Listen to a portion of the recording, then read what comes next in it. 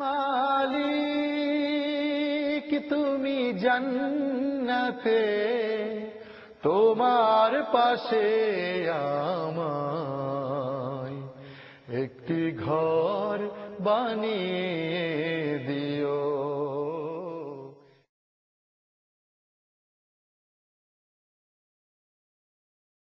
السلام عليكم ورحمة الله وبركاته. الحمد لله رب العالمين، والصلاة والسلام على أشرف الأنبياء والمرسلين وعلى آله وصحبه أجمعين. أعوذ بالله من الشيطان الرجيم. إنه من يشرك بالله فقد حرم الله عليه الجنة ومأواه النار وما للظالمين من أنصار. اللهم صل على محمد وعلى آل محمد كما صليت على إبراهيم وعلى آل إبراهيم إنك حميد مجيد. اللهم بارك على محمد وعلى آل محمد كما باركت على إبراهيم وعلى آل إبراهيم إنك حميد مجيد.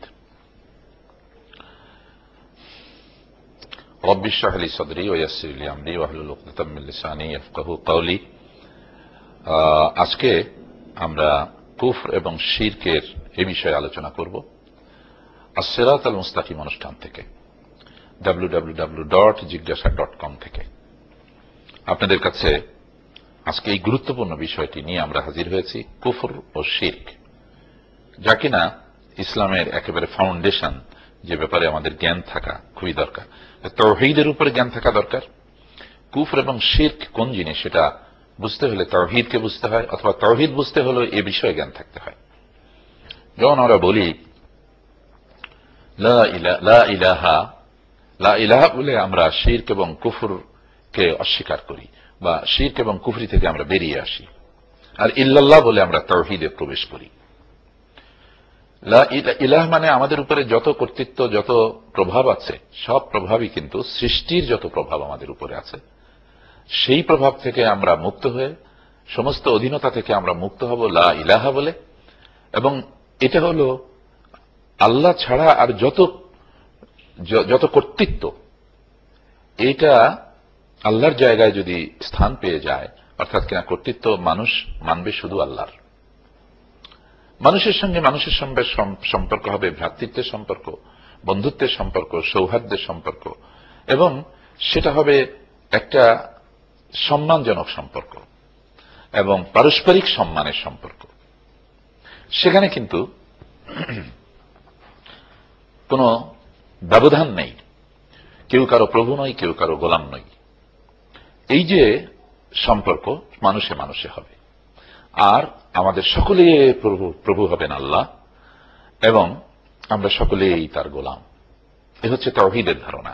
আশহাদু আল্লা ইলাহা ইল্লাল্লাহ ওয়া আশহাদু আন্না মুহাম্মাদান আবদুহু ওয়া রাসূলুহু, অথবা আশহাদু আল্লা ইলাহা ইল্লাল্লাহু ওয়াহদাহু লা শারীকা লাহু ওয়া আশহাদু আন্না মুহাম্মাদান আবদুহু ওয়া রাসূলুহু। আমি সাক্ষী দেই যে আল্লাহ ছাড়া কোনো ইলাহ নেই এবং তিনি একক, লা শারীকা লাহু, তার কোনো শরীক নেই। ওয়া আশহাদু, এবং আমি আরো সাক্ষী দেই, আন্না মুহাম্মাদান আবদুহু ওয়া রাসূলুহু, যে মুহাম্মদ সাল্লাল্লাহু আলাইহি সাল্লাম তার বান্দা এবং তার রাসূল। এবং আমরা যখন কবরে যাব, তখন যে তিনটি প্রশ্ন আসবে আমাদের সামনে, মার রাব্বুকা ওয়া মা দীনুকা ওয়া মান নাবিয়ুকা, যে তুমি পৃথিবীতে রব বলে কাকে মেনে এসছো, তোমার দিন তুমি কোনটি মেনে আসছো, জীবন বিধান কোনটি মেনে এসেছো, এবং তুমি নবী হিসেবে, আদর্শ হিসেবে কার নেতৃত্ব মেনে এসেছো, কার পদাঙ্ক অনুসরণ করে এসেছো পৃথিবীতে। এই তিনটি প্রশ্নের সঠিক জবাব দেওয়ার মধ্যেই আমাদের সেদিনের পরীক্ষার পাশ নির্ভর করছে। কবরের এই তিন প্রশ্নে বলা হবে মার রব্বুকা, রবকে। এবং এই রবের কথা বলা হয়েছিল সেই দিনও, যখন আমরা রূহের জগতে ছিলাম। সমস্ত রূহকে আল্লাহ জিজ্ঞেস করেছিলেন মার রব্বুকা। আলাস্তু বিরব্বিকুম জিজ্ঞেস করেছিলেন, আলাস্তু বিরব্বিকুম, আমি কি তোমাদের রব নই? কালু বালা, সব রূহ বলেছিল হ্যাঁ তুমি আমাদের রব। আবার এই কবরে গেলে ঠিক এই প্রশ্ন। এই জন্য কিন্তু দেখা গেল ফেরাউন বলল আনা রব্বুকুমুল আলা, যে আমি তোমাদের বড় রব। ফেরাউন যে নিজেকে রব বলে দাবি করল, এর দ্বারা কিন্তু সে প্রমাণ করে দিল যে সে আসলে আল্লাহর জায়গায় দাঁড়িয়েছে। মানে সে বলছে যে কর্তৃত্ব মানতে হবে আমার, সৃষ্টিকর্তা বলে সে নিজেকে দাবি করে নাই, কারণ আল্লাহ বলছেন লা ইন সাআলতাহুম মান খালাকাস সামাওয়াতি ওয়াল আরদ লা ইয়াকুলুন্না আল্লাহ। যদি তাদেরকে জিজ্ঞাসা করো যে কে তোমাদেরকে সৃষ্টি করেছে, তাহলে তারা অবশ্যই জবাব দেবে যে আল্লাহ সৃষ্টি করেছেন। এবং স্রষ্টা বলে কেউ নিজেকে দাবি করার সাহস পায়নি, কারণ এটা তারা বুঝতেই পারে সাদামাটা বুদ্ধিতে এটা কেউ মেনে নিতে পারবে না। কারণ আমি নিজেও সৃষ্টি হয়েছি, আমার শৈশব ছিল, আমি মায়ের পেটে ছিলাম, আমি বড় হয়েছি মানুষের ভেতরে, আমি কি করে বলবো যে আমি স্রষ্টা? তবে বলেছে আনা রব্বুকুমুল আ'লা, আমাকে রব বলে মানতে হবে, মানে রব মানে কর্তৃত্ব মানবে আমার। নামাজ রোজা অন্যের জন্য ইবাদত বন্দেগী করো, সেটা তোমার ব্যক্তিগত জীবনে, কিন্তু সামাজিক জীবনে, সামগ্রিক জীবনে আমার কর্তৃত্ব মানতে হবে। এই যে কর্তৃত্ব যে দাবি করে, বা এই কর্তৃত্বটির নামই হচ্ছে রুবুবিয়্যাত। এই জন্য সে নিজেকে রব বলে দাবি করার মানে হচ্ছে যে ওই কর্তৃত্ব সে দাবি করছে। সেই জন্য আমাদেরকে বলতে হয়, ঈমান আনতে হলে বলতে হয় আশহাদু আল্লা ইলাহা ইল্লাল্লাহ। কর্তৃত্ব কারণেই আল্লাহ ছাড়া, সার্বভৌমত্ব কারণেই আল্লাহ ছাড়া। মানুষের মধ্যে শৃঙ্খলা থাকবে, যেমন নবী রাসূলেরা মানুষকে সৎ পথ দেখিয়েছেন, তারা শাসনও করেছেন, সেই শাসন করা যাবে, কিন্তু সেটি হলো জাস্টিস হতে হবে। ইন্নাল্লাহা ইয়া'মুরু বিল আদলি ওয়াল ইহসান, আল্লাহ নির্দেশ দিচ্ছেন যে তোমরা জাস্টিস করো। যাই হোক, এই যে ধারণা, শিরকের ধারণা, শিরক কি? শিরক হচ্ছে, শিরক খুব মারাত্মক জিনিস। এই যে আমরা আল্লাহ ছাড়া কাউকে মানার যে প্রবণতা, এটা হলো শিরক। এমনকি গাছের পূজা করা, মাছের পূজা করা, মূর্তি পূজা করা, এগুলো শিরক। এমনকি ঈসা আল্লাহর বেটা, উজায়ের আল্লাহর বেটা, এই সমস্ত বিশ্বাস করা একদম সারাসার শিরক। কোনটা আল্লাহর হকের মধ্যে শিরক, কোনটা আল্লাহর সিফাতের মধ্যে শিরক, কোনটা আল্লাহর রুবুবিয়্যাতের মধ্যে, উলুহিয়্যাতের মধ্যে শিরক। বিভিন্ন জায়গাতে এভাবে শিরক হয়ে যায়। খাজা বাবা আমাকে সন্তান দেবেন, আমার রুজি বৃদ্ধি করে দেবেন, আমার কল্যাণ করে দেবেন, এই ধরনের কবরবাসীর কাছে এই ধরনের কোনো কিছু আশা করা শিরক। এই উদ্দেশ্যে তাদের ওখানে মান্যত করা শিরক, সিন্নি দেওয়া শিরক। এই উদ্দেশ্যে যদি করা হয়, এবং সেটি করা হয়ে থাকে, কারণ কবরকে নিয়ে এই ধরনের করতে ইসলামে নিষেধ করা হয়েছে। মুহাম্মদ রাসূলুল্লাহ সাল্লাল্লাহু আলাইহি ওয়াসাল্লাম বলেছেন, বিগত জাতিগুলো তাদের নবী রাসূলদের অথবা তাদের পীর পুরোহিতদের কবরকে নিয়ে বাড়াবাড়ি করার কারণে ধ্বংস হয়ে গেছে। কবরের ডেকোরেশনই করার কথা না, প্লেন কবর। আপনারা উহুদের ময়দানে দেখেছেন, এই উহুদ পাহাড়ের ওখানে যখন গিয়েছেন হজ করতে গিয়ে, মদিনা মুনাওয়ারাতে যখন আপনারা সফর করেছেন, সেই সময় আপনারা দেখেছেন যে উহুদের ময়দানে যে 70 জন সাহাবী শাহাদাত বরণ করেছিলেন, তাদের কবরগুলো কিভাবে প্লেন ল্যান্ড, তার উপরে কোনো কিছু ডেকোরেশন নাই, বোঝাই যাবে না যে এটা কবর। জান্নাতুল বাকি যেটাকে বলা হয়, অর্থাৎ মদিনা মুনাওয়ারা, মসজিদে নববী সাল্লাল্লাহু আলাইহি সাল্লামের অদূরেই এই যে জায়গাটি, যেখানে আপনারা জান্নাতুল বাকি বলে আমরা জানি, যে যেখানে অনেক কবর রয়েছে, অনেক সাহাবীদের কবর রয়েছে, সেইখানে আপনি কবরগুলো কি অবস্থায় দেখেন। একটা পাথর হয়তো কবরের উপরে আছে, পাথরটা মাথাটা একটু উঁচু হয়ে আছে, দ্যাটস এনাফ। সুতরাং কবরকে নিয়ে বাড়াবাড়ি করা এটা ঠিক না, এটা শিরকের নামান্তর, এবং এর ভিতরে শিরক বেদাত উভয়ই আছে। এবং আল্লাহ বলছেন ইন্না শিরকা লাযুলমুন আযীম, আল্লাহ বলছেন ইন্নাহু মান ইউশরিক বিল্লাহি ফাকাদ হারামাল্লাহু আলাইহিল জান্নাহ, যে আল্লাহর সঙ্গে শিরক করবে, শরীক করবে, তার জন্য আল্লাহ জান্নাতকে হারাম করে দেবেন, ওয়া মাওয়াহুন নার, এবং তার পরিণতি হবে জাহান্নাম। ওয়া মা লিয-যালিমিনা মিন আনসার, এবং জালিমদের জন্য কোনো সাহায্যকারী নেই। মাআযাল্লাহি, আল্লাহ মাফ করুন আমাদেরকে। আর আবি হুরায়রা ক্বালা ক্বালা রাসূলুল্লাহ সাল্লাল্লাহু আলাইহি ওয়াসাল্লাম, আবু হুরায়রা বলেন রাসূলুল্লাহ সাল্লাল্লাহু আলাইহি ওয়াসাল্লাম বলেন, ক্বালা আল্লাহু তাবারাকা ওয়া তাআলা আনা আগনা আশ-শুরাকাই আনিশ শিরকি মান আমিলা আমালান আশরাকা ফীহি মাই গায়রি তারাকতুহু ওয়া শিরকাহু। তো যে মানে শিরক যে বর্জন করার বিষয়, সেটি এখানে বলা হয়েছে। তারপরে দেখুন, ওয়া ইয ক্বালা লুকমানু লিইবনিহি ওয়া হুয়া ইয়াইযুহু, লুকমান আলাইহিস সালাম তার সন্তানকে নসিহত করছিলেন, লা তুশরিক বিল্লাহি ইন্না শিরকা লাযুলমুন আযীম, শিরক করো না আমার প্রিয় সন্তান, তো কখনো শিরক করবে না। শিরক হচ্ছে সবচেয়ে বড় জুলম, সবচেয়ে বড় জুলম হচ্ছে শিরক। মানে এত বড় অবিচার আর কিছু পৃথিবীতে হতে পারে না, আল্লাহর সঙ্গে শিরক করা। আল্লাহর হকের ভিতরে এটা হলো সবচেয়ে গুরুত্বপূর্ণ।